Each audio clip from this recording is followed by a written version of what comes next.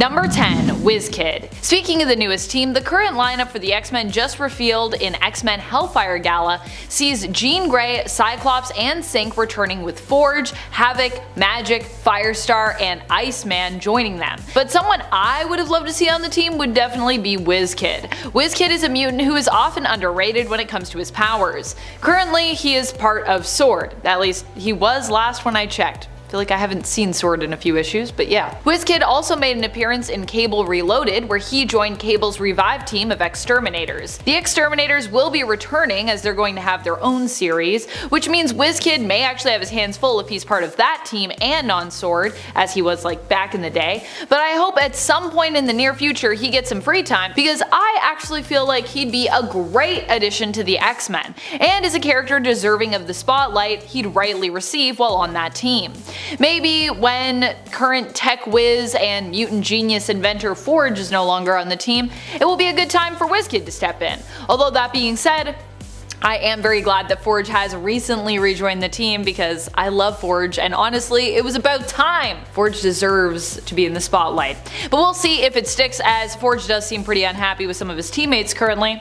I'm looking at you, Scott. Number 9. Maggot. I feel like we've barely seen Maggot at all during the Krakoa times, and I think that is something that needs to be fixed. Maggot did show up in Children of the Atom and was part of a team of mutants that were basically sent out to encourage the Children of the Atom team to reach out to Krakoa and join their mutant brethren. Now in reality, only one member of that group of major mutant fans turned heroes was actually a mutant, but I still really enjoyed the featured appearance of Maggot there, who the teens also seemed to know by name and were actually like excited to meet, which is super cute. Just the idea of Maggot being a major hero and inspiration to young aspiring heroes the world over is excellent, and his appearance in the Children of the Atom series made me crave having him join the X-Men roster once more. And friends, before we move on to this next spot, if you are loving this list, be sure to let us know by giving this video a thumbs up. And let us know down in the comments any mutants that you would love to see on the X-Men team.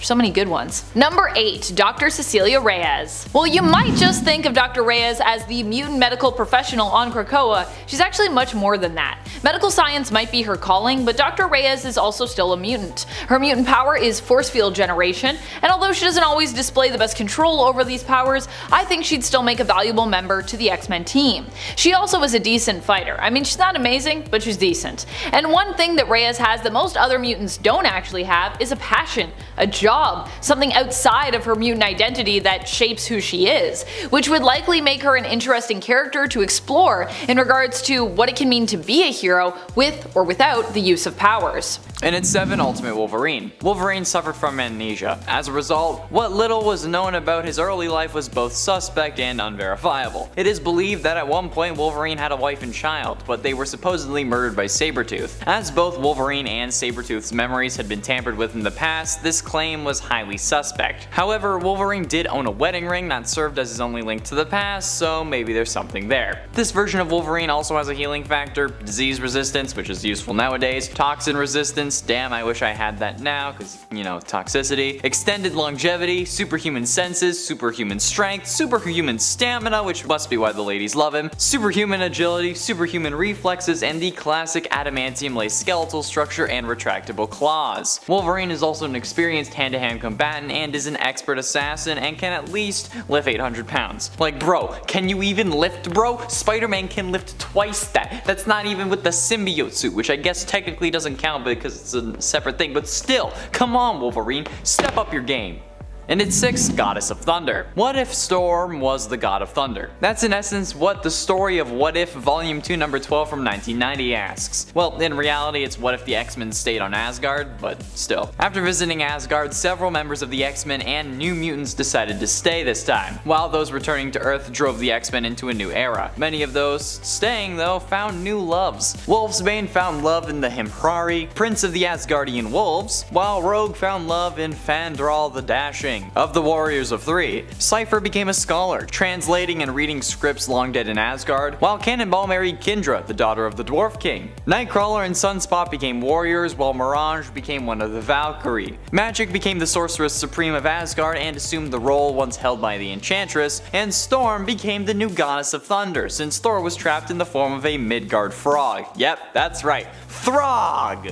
Carnilla and Hela conspired to steal Storm's soul with the Sword of Surtur, but were defeated. The sword was also then destroyed during the battle, and Loki was unable to draw his mystic energy from it, releasing Thor. But with Odin dead, Thor renounced his claim to the throne and returned to Earth, so Storm became the Queen of Asgard. Pretty dope. Halfway through, into number 5, BLOODSTORM. A street thief living in the streets of Egypt, the mutant Ororo Munro sealed her fate when she attempted to pickpocket a man who turned out to be Dracula. She eventually managed to free herself from the vampire's control and found a new purpose among the X-Men. Unfortunately, her thirst for blood overpowered her, which resulted in her killing at least both Beast and Professor X. Scott and Ororo developed romantic feelings for each other, but Scott was hesitant to act on them since he expected to return to his proper time along with the rest of the young X-Men. But also, you know, she's a vampire. This ain't Twilight. During a date though, Storm started to convince Scott to pursue his feelings, but the couple was attacked by Ahab and his hounds. During the ensuing fight, BLOODSTORM was impaled by Ahab with his silver-coated spear. Fueled by rage, Scott got the upper hand, forcing Ahab to retreat, but Scott ended up having to carry BLOODSTORM's corpse, and his arms dissolved into dust. Yeah. In addition to the powers of Storm from Earth 616, BLOODSTORM can also shapeshift into a mist or a flock of bats, and can hypnotize people into doing her bidding with only a gaze, cause, you know, female vampires. She also feeds on a consenting Scott in an attempt to satiate her hunger and prevent her from going dark again. Only feed on those who consent. And at 4, New Exiles Rogue. Rogue's powers can be difficult to explain. Actually, not really. Simply put, Rogue's powers allow her to absorb powers from other people, even people who aren't super. She absorbs like memories and stuff. But she isn't really able to control it. She has slight control over her powers, but not enough to make her scary OP. However, the same cannot be said for the Rogue introduced in New Exiles, since this version of Rogue has complete control over her powers, technically speaking, since she can only absorb powers through skin-to-skin contact on her hands rather than her whole body, so if she just wears gloves, she's fine. She can also recall powers from people that she has already touched, which sounds weird now that I'm thinking about it, but still, this is freaking nuts. Imagine just like going around to like a mutant prison or whatever in the raft and just like high-fiving every villain there. You'd gain their abilities, right? And then just boom, you're basically a god. Even if you did that with the X-Men or the Avengers, but like not the Hulk, because I don't want to be like a giant green behemoth. But like maybe I would just like, I wouldn't have to turn into one, I'd just like have his super strength while he's in Hulk form. And I don't know how that would realistically work,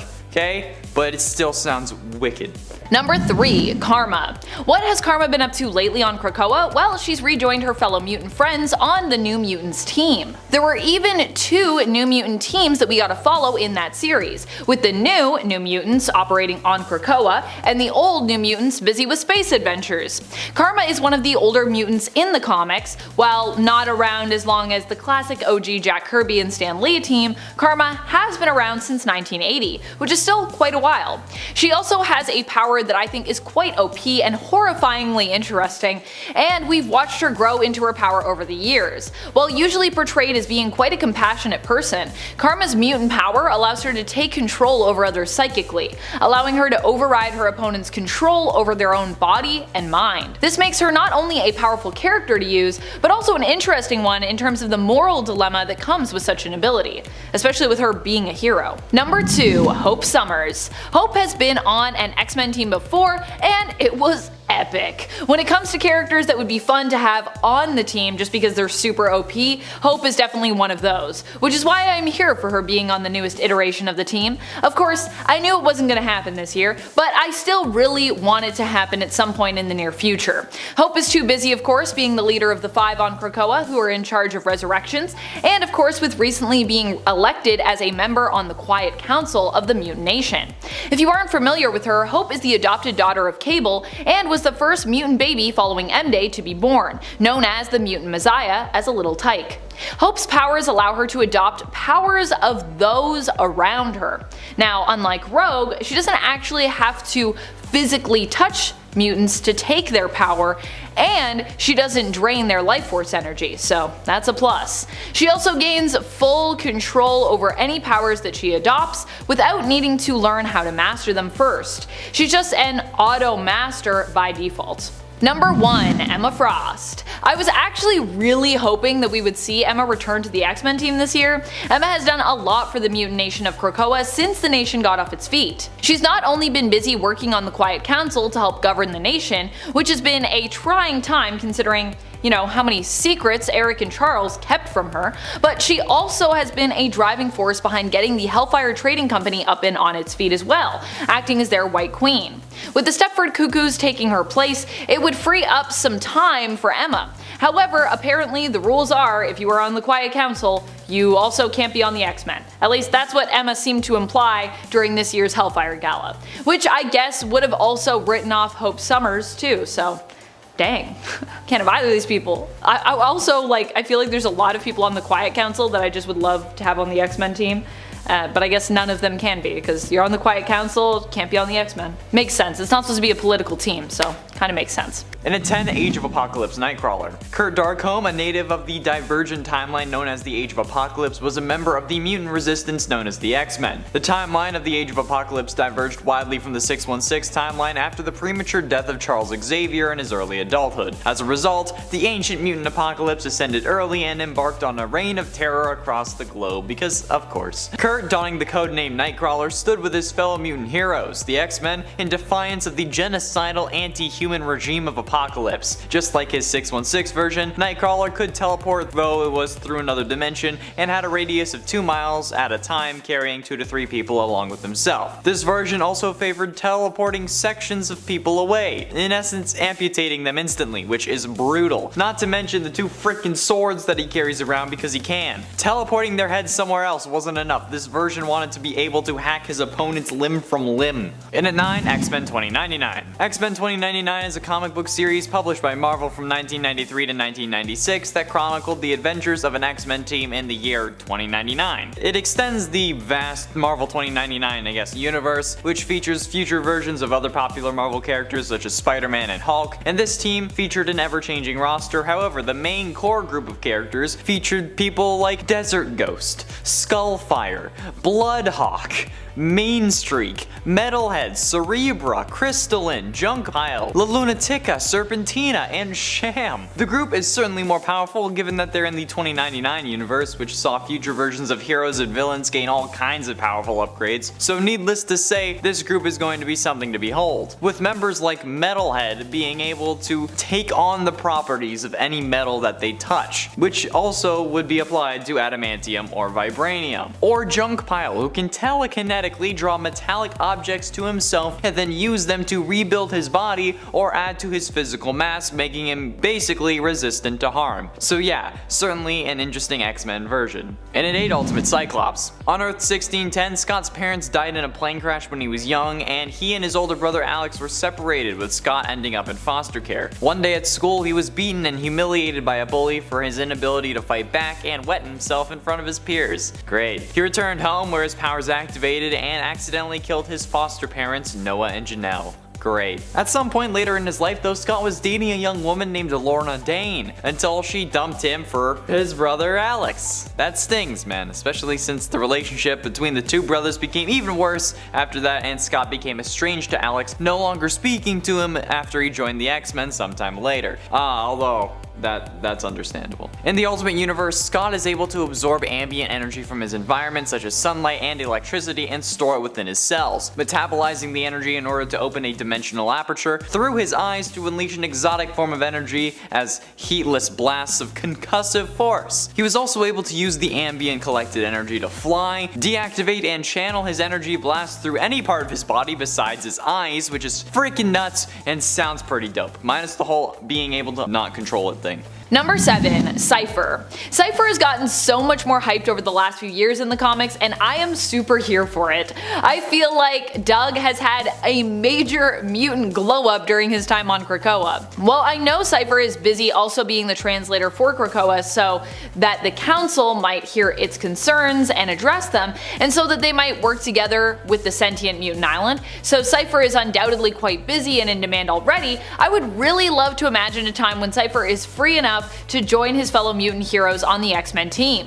Cypher's powers make him a master of communication, allowing him to understand all forms of language, including all languages of Earth, alien languages, verbal, written, body language, fighting even as a language, and technology, and so much more than that. So yeah, let's get Cypher back on the X-Men. Cypher's so cool right now. I love him. Number 6. Manifold. Manifold has recently quit his position working with Sword, which would free him up to join the X-Men team, and although he's been on lots of teams, I don't think Manifold has ever, to my knowledge, been a member of the core X-Men team, which I think is a major shame considering how powerful of a teleporter he is and how unique his powers truly are. In a similar but distinctly different manner to Cypher's abilities, Eden Fezzie's true powers lie in the area of communication. That is, he actually teleports by communicating with the universe and asking it to fold for him, allowing him to get the universe to alter itself for him in any way that he wishes, thereby granting him great teleportation abilities as a result. So he's not really like a teleporter, he's really like a mutant, once again kind of communicator, but he can use that to teleport. Super interesting and super cool.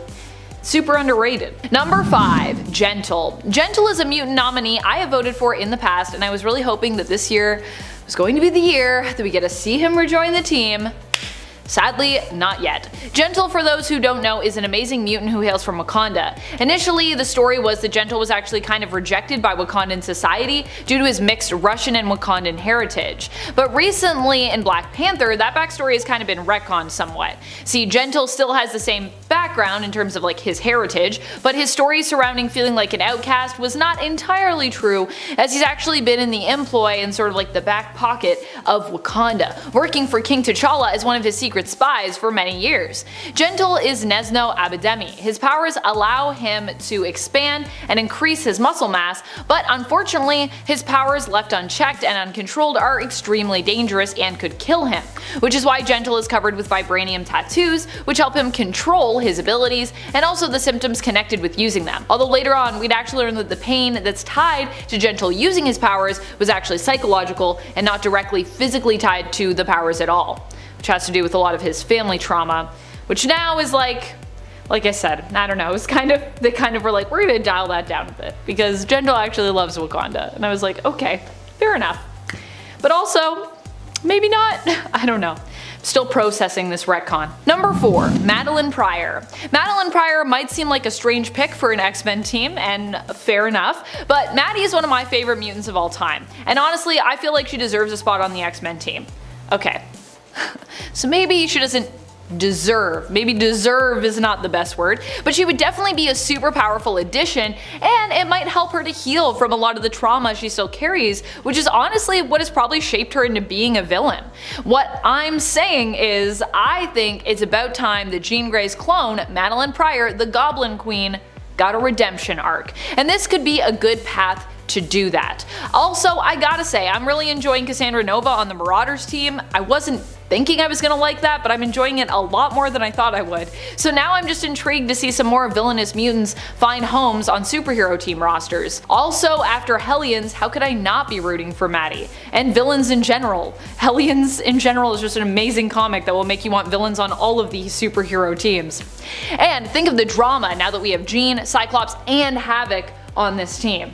Yeah, and Maddie in there, it's like, woo, drama city. Getting close to the end into number 3, Mutant X Professor X. Charles Xavier of Earth 1298 believed in harmony between man and mutant, formed along with his friend Magus the X-Men, and led the team towards that peaceful goal. However, the day they fought the Shadow King, everything changed. The good in Xavier was corrupted, and he left the team to explore his powers further. When he returned, it was during an attack by the Juggernaut. Xavier fired a blast at Juggernaut, but it missed and killed Magneto's lover instead. Xavier left the X-Men for good after that, and traveled the world seeking out telepaths, who he captured and incarcerated around the globe, because of course he would.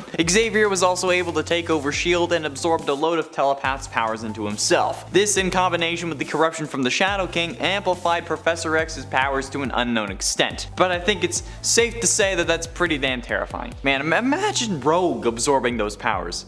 Man, she should have been higher on the list. The hell? But ultimately, in number 2, X-Men The End, Jean Grey. To say that the X-Men stories revolve around Jean Grey would be a slight overstatement, but in essence they always seem to at some point be trying to fight off the Phoenix Force from corrupting Jean or having to deal with her evil version. However, the version of Jean from the X-Men The End is the most powerful version we've seen, having fully embraced the Phoenix Force and merged with her evil doppelganger or clone or whatever the hell it is. The End stories revolve around various characters meeting their end or having some stories come to an end, which we can see when Cassandra Nova attacks the X-Men and the Shi'ar Imperial Guard. She then begins to erase Xavier's mind. Marvel Girl summons her residual Phoenix Force energies and engages Cassandra in psychic battle, but Jean Grey, once again the Phoenix, uses her powers to heal Cable when suddenly she and Cyclops are killed by a psionic blast fired by a mind-controlled Marvel Girl. So RIP. Cassandra's astral form leaps out of Marvel Girl's mind and merges with the Phoenix Force, and there's a whole lot more to the story though, so if you're interested in it, I highly recommend reading it because that will do it way more justice than I can. Oh, damn. Finally, in number 1, Brother Mutant. Brother Mutant was created in the Exiles universe of Earth 127 and made his first appearance in Exiles number 85 from 2006. Brother Mutant was an amalgamated being created when the Scarlet Warlock tried to imbue Magneto with the adamantium-laced skeleton of Wolverine and failed, causing Wolverine, Magneto, Quicksilver, Mesmero, and Scarlet Warlock to merge into a single being, which is ironic because that ends up in essence giving Magneto an adamantium-laced skeleton, since Brother Mutant was capable of using the combined powers of all 5 characters who inhabited him, which is absolutely nuts considering how a gender-bent Scarlet Witch was combined with Quicksilver, Magneto, with Wolverine's healing factor and claws. So yeah, I'm sure you can see why this guy is number 1. Various James Howletts from other realities were dispatched by the Time Breakers to stop Brother Mutant, but were unsuccessful, only defeating him when the Exiles and one last group of Wolverines just wrecked him, I guess. Number 10. Eye-Boy. While Trevor Hawkins may seem like an absurd mutant all covered in eyes and whatnot, I wouldn't write him off just yet. His mutation revealed itself following the events of the Avengers vs. X-Men. He has died multiple times since his introduction in the Wolverine and the X-Men series, but he always keeps randomly coming back. As I said, you might think his death has occurred so many times because his abilities could be deemed as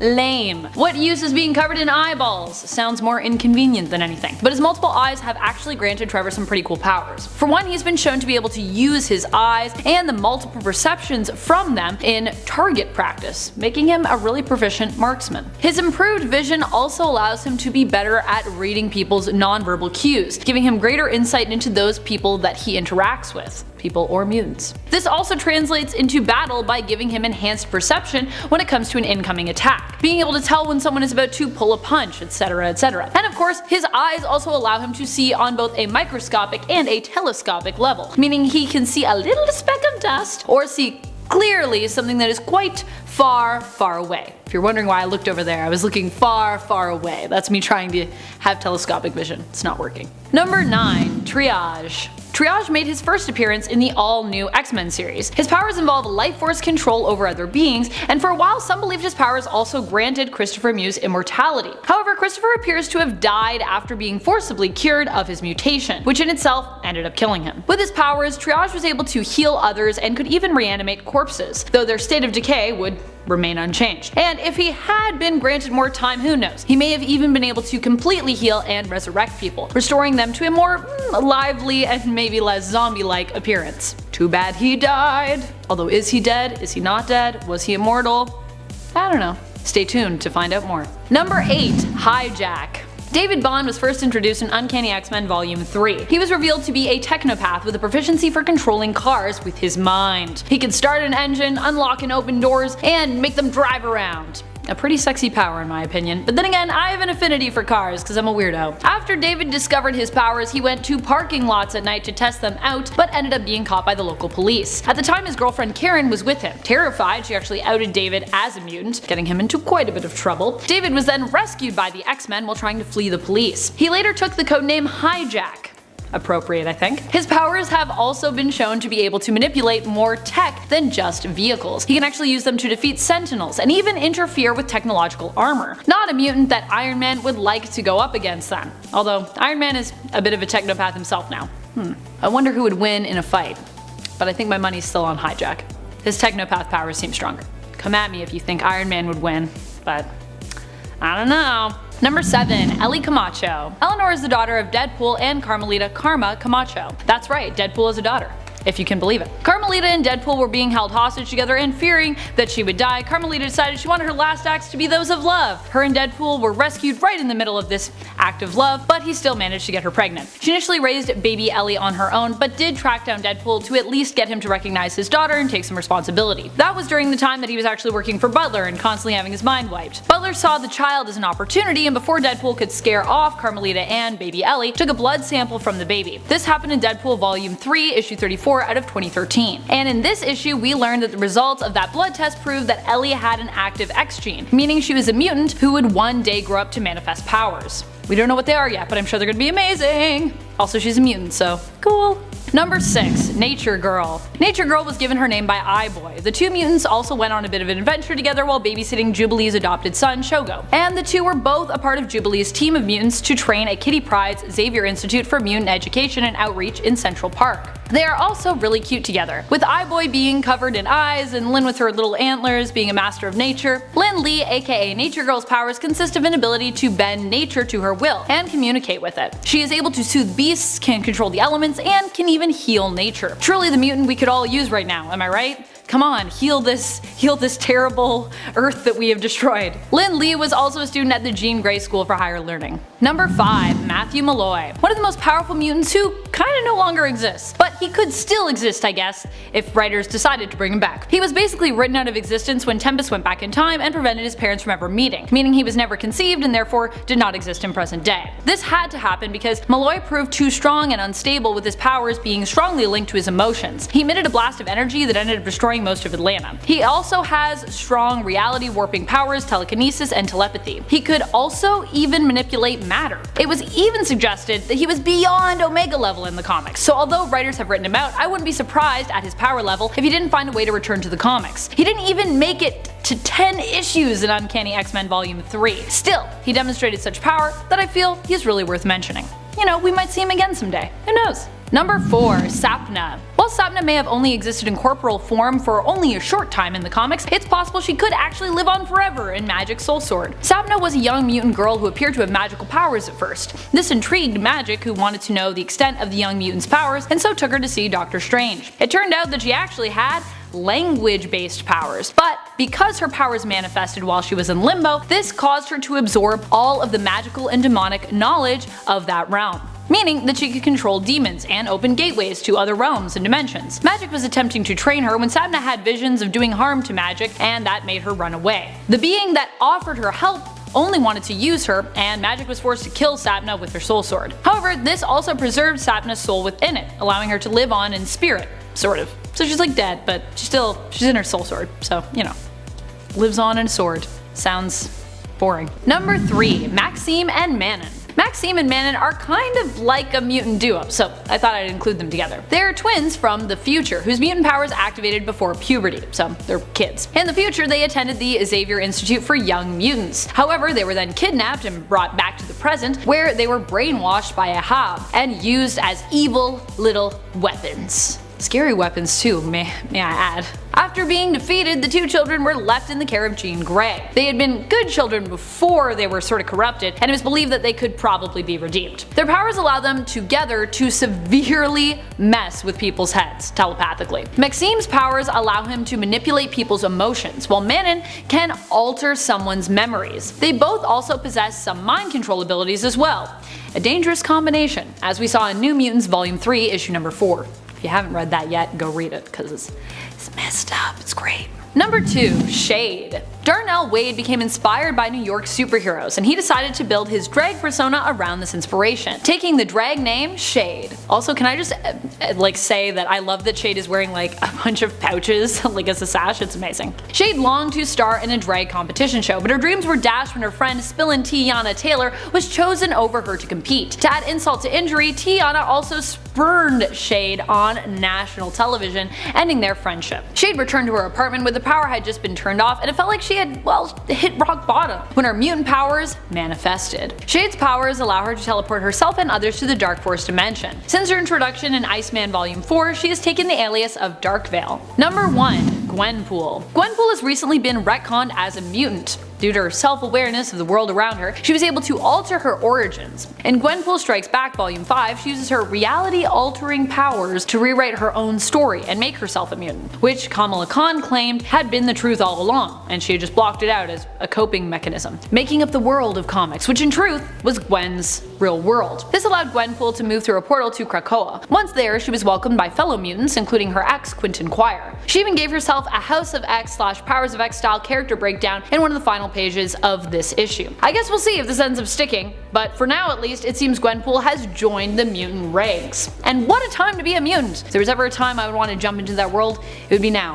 Or the 90s, when of course I could have all the pouches. Give me all the pouches, that's all I want in my costume. Number 10. Kid Omega. Kid Omega, aka Quentin Quire, has also been described as an Omega level telepath and telekinetic before. He joined up with the Xavier Institute later in the new X-Men series in issue 134. Quickly, Quentin became a prized student of Xavier's, who saw within him a great potential, as brilliant and as talented as he was. However, over time and with the revelation that he had been adopted, he became more rebellious and egotistical. He questioned Professor X and the professor's dream for the world, for humans and mutant kind to coexist in harmony. He began using the mutant drug Kick and created a gang called the Omega Gang, which set out attacking humans. Eventually he was beaten down by the Stepford Cuckoos and he reformed, though he would continue to be known for having a bit of an attitude and a rebellious streak. But hey, isn't that why we love him? Or is that why we hate him? I don't know. You tell me. You be the judge. Quentin Quire, love or hate? Number 9. Prodigy. Prodigy is David Elaine, a mutant who is often associated with the X-Men and who attended the Xavier Institute. He came to the famous mutant school after trying to hide his powers. David has always been a smart kid, but he started noticing one day that he knew things that he simply just couldn't have known, and that he didn't remember learning. It turned out that David had been telepathically absorbing knowledge and skill sets from the minds of those around him. Feeling bad about his ability, like it gave him an unfair edge and meant he was kind of cheating, he sought to hide it and doubled down on studying to improve his knowledge naturally. Unfortunately, the mutant hate group Purity ended up uncovering his secret and outing him as a mutant, causing him to turn to the Xavier Institute. He would lose his abilities on M-Day, but still remain a valuable hero with all of the knowledge he retained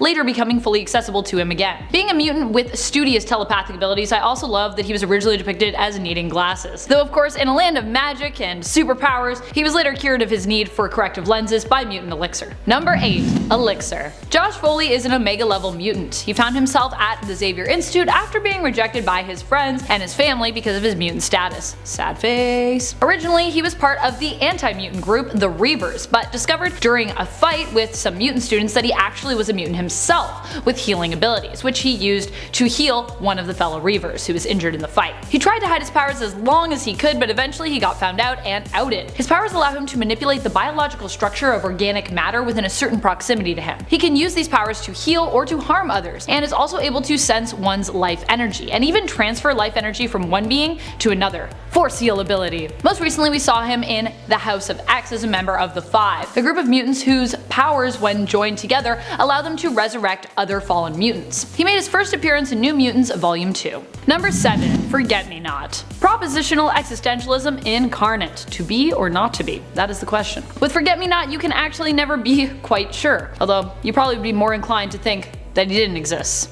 Not to be in this case. Or scratch that. To not even know who I was talking about when I asked your opinion on if he existed or not. Forget-Me-Not's mutant powers are that he is imperceptible, meaning that no one even knows he's there or can sense him. This translates to technology, and this also goes beyond just the physical perception as well. Even telepaths struggle to take note of him. There are some weird exceptions to his power though, like Phantom X claiming that he could always detect Forget-Me-Not for some reason, and Psylocke has been able to find ways to locate him within others' memories through absences and holes that he leaves behind. But even Xavier himself had to set a once-an-hour reminder in his mind in order to remember Forget-Me-Not, and he was one of the most skilled at remembering him, so apparently other than Phantom X though, who could just remember him because his senses are real good.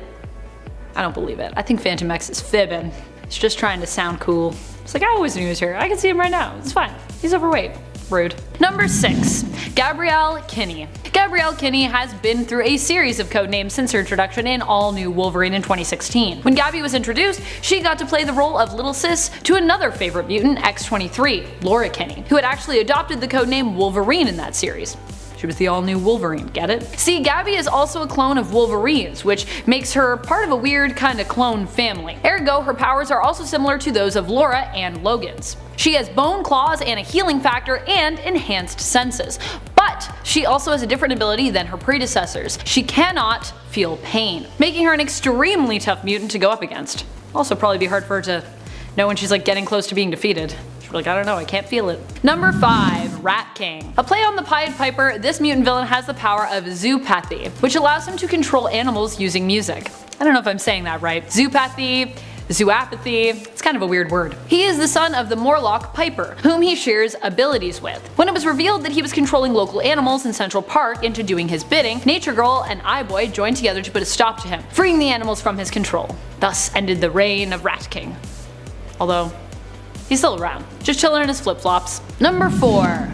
Trinary. Trinary is another technopath. Her abilities allow her to control various pieces of tech within her line of sight. Similar to Hijack, this also includes, but is not limited to, Sentinels. In fact, born and raised in India, after discovering her mutant abilities, she used them to steal money from the top 5 highest earning CEOs' accounts. She then transferred and divided that money up between all the working women of India. Is it weird that I kind of love that? Because I kind of love that. Very Robin Hood. This later led to her imprisonment, which she managed to escape. She also appeared in House of X, working alongside the team of Technopaths and Moira X, who worked on Project Sleeping Giant. Sleeping Giant was created to help monitor for the development of Nimrod tech, which would threaten mutant kinds and eventually humanity's own existence. Technopaths seem to be becoming more common in the mutant world, which I kinda love. It's like as our tech develops and grows, so too do those with powers surrounding it, who seem to be popping up more and more often. Trinary made her comic book debut in the X-Men Red series. Number 3. Sprite. Not to be confused with the Eternal Sprite, this sprite is also known as Jiajing. In fact, she got her codename from Wolverine, who gave it to her in reference to not the Eternal Sprite,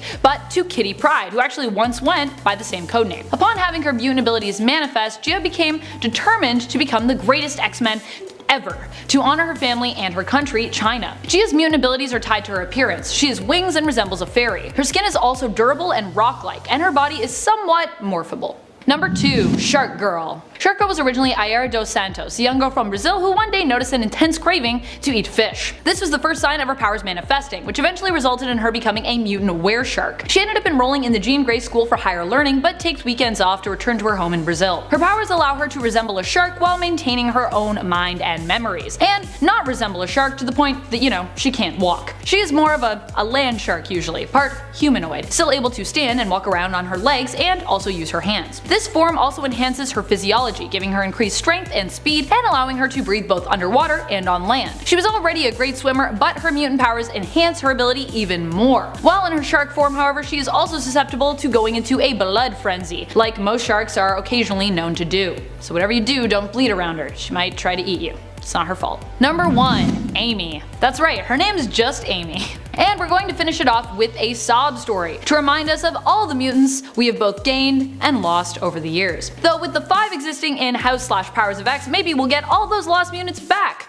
eventually, at some point, unless things change.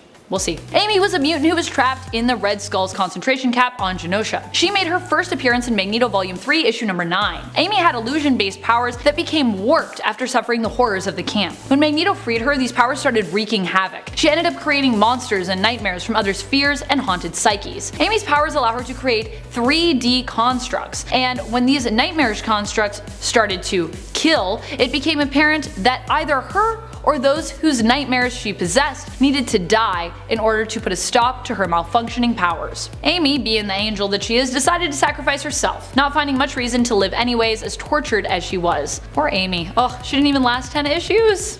I just feel really bad for her. No. Number 10. Tempest. Eva Bell first made her appearance in All New X-Men issue number 1 in 2013. She could be viewed as one of the most useful of the New Mutants to surface in the past decade, because her abilities are so based in something that the X-Men and mutants and, well, sort of all of Marvel seem to get involved with more often these days: time travel. Tempest has chronokinesis powers, which allow her to alter the way time moves around her in the area she is in, and allow her to create time bubbles which she can send through time for a short while, and even time travel fully herself. She has been referred to as near Omega level, and honestly with a bit more control over her powers, I could see her making the Omega list any day. Tempest is also one of the House of X's the Five, and helps to bring deceased mutants back to life by speeding up the growth process within their eggs. It sounds creepy when I say it like that, but more will be explained. Number 9. Morph. I really like this mutant because with him they found a way to make shapeshifting abilities unique again, and somehow make them even weirder and cooler at the same time. Morph, aka Benjamin Deeds, is able to shapeshift into those he spends time with, slowly, over time. So the more time he spends with you, the more he starts to resemble you. He really is the embodiment of what it feels like to live in somebody else's shoes. As he fuses with you, he takes on your look, your voice, and also exudes an energy that encourages you to trust him, to feel relaxed and calm in his presence. I just think this is such a cute way to imagine shapeshifting, and a useful way to use it as well. Potentially calming your target into submission as opposed to causing them harm. It's kinda like the anti-mystique of shapeshifting, I think. Number 8. Gold Balls. Gold Balls recently became a very important mutant in the comics. He is part of a group known simply as the Five on Krakoa. Together he and Proteus, Elixir, Hope Summers, and Eva Bell can help to bring forth new life, or well, sort of old life really. They are able to resurrect any mutants who have been lost by cloning them and with the help of X, restoring their previous memories so that in essence, they kind of are the lost mutant returned. Gold Ball's power is similar to Minoru Mineta of My Hero Academia. Instead, however, Fabio Medina produces gold balls, hence his name. Originally these were simply seen as balls of various sizes which could be launched in a sort of an attack mode. Later it was discovered that they were actually infertile eggs, and with the help of the Five would become the home of unborn resurrected mutants who had fallen. Gold Balls made his first appearance in Uncanny X-Men Volume 3, Issue number 1.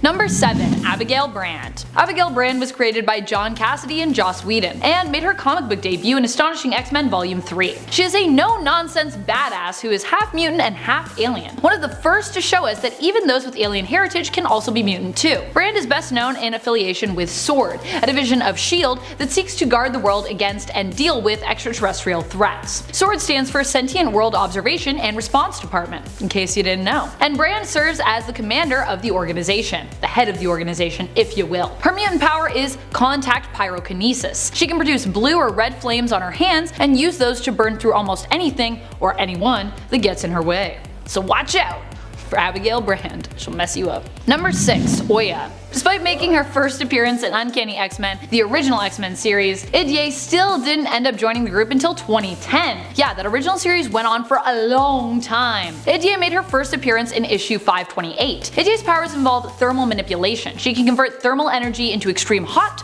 or extreme cold, but she does need thermal energy in order to be able to do this. She can't just like create flames or ice on her own. ELLIE was discovered by the X-Men through Cerebra. When her powers activated, she accidentally killed her family by burning down her village in Oyo State, Nigeria. The military showed up seeking to stop and destroy her, but Hope and Storm rescued her. Yay! Number 5. Broo. Oh my goodness, I love Broo so much. I love Broo too much. Calm down, Amanda. So Broo has to be one of the cutest mutants on this list, just FYI. Broo is a mutant and a member of the Brood alien race. Brood are typically born with an urge to kill and consume. They do not understand compassion and empathy in the same way that humans do. But Broo was born with compassion, which actually made him a mutant of the race, and also helped him to become independent, separating himself from the hive mind and developing his own sense of self with the ability to make his own decisions. While you might not think of compassion as a mutant ability, for the Brood it very much is. In fact, when young Brood are born with such mutations, they are usually deemed as a reject and killed. But due to the dwindling population of the Brood Queen allowed Brood to live. He studied at Jean Grey's mutant school for higher learning. And he wears a cute little suit. It's so cute. Never thought Brood could be as cute, but there you go. There you have it. Anything is possible if you believe. Number 4. Genesis. Genesis was created by Phantom X using the World, a research facility created by the Weapon Plus program, which had been shrunken down to portable size. Think Hank Pym's little quantum lab at the Ant-Man and the Wasp MCU film, but smaller than that. Genesis, aka Evan Sabineur, is the clone of young Apocalypse. Phantom X created Evan to help overthrow Angel, who had become Apocalypse's Horseman of Death and sought to replace him. Evan was raised to be basically a good version of Apocalypse, what the X-Men villain would be like as a hero, if you will. Evan has already shown that he possesses some of the original Apocalypse's powers and abilities, including super strength and durability, matter manipulation, and energy manipulation. And it is likely that as he grows, he will develop even more of his abilities. Probably. Possibly.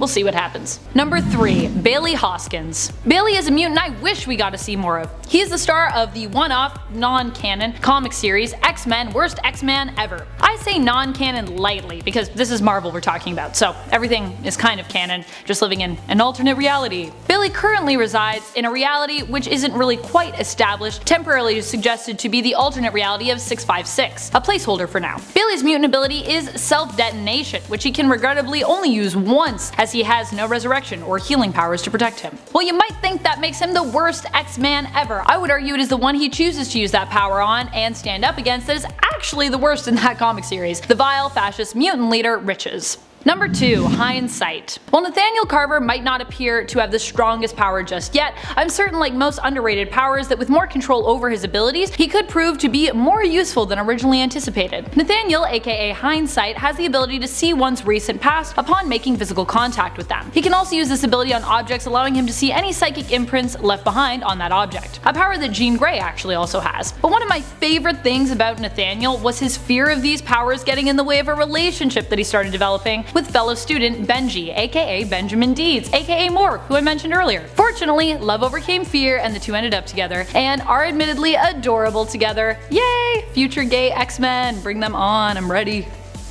Give me all the gay X-Men. Number 1. Moira McTaggart. One amazing revelation we got from the House of X Powers of X series was the truth behind Moira McTaggart. Moira has always been painted as an ally to the X-Men, but in House of X we found out what really drew her to their cause. Although Moira has been a long-standing character in the comics, first appearing in 1975, it wasn't until recently that we discovered she was a mutant. Dun dun dun! It turns out that her power is to live her life again, allowing her to see the different outcomes of different futures and allowing her to effectively alter her own fate as well as the world's with her life choices. Her resurrection power is an odd one, and Destiny confessed to Moira that she only saw her living a maximum of 11 lives, if she played her cards right. Still, when used correctly, it would appear to be a powerful mutant ability, as you see in House of X if you read it. If you haven't read it, what are you doing? Get out of here.